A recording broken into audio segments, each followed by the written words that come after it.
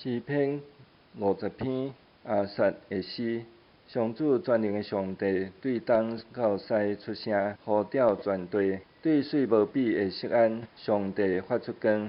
咱的上帝来临，一定袂静静。有炎火伫伊面前得倒，有暴风伫伊四围得扫。为着要审判伊的子民，伊调天甲地来作证。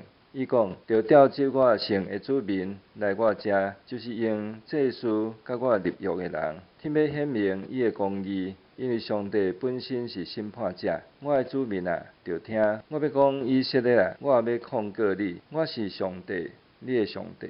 我无因为你的祭司责备你。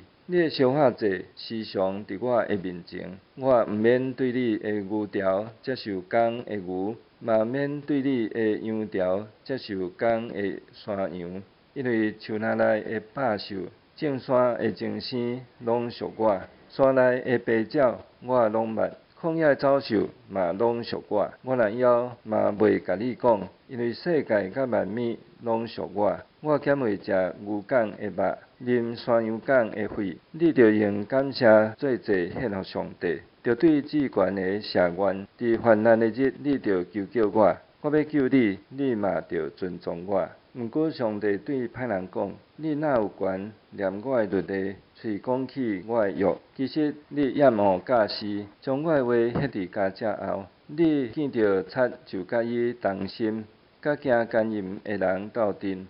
你的喙讲歹话，你的指制造奸诈，你随便讲兄弟的是非，侮辱你的亲人。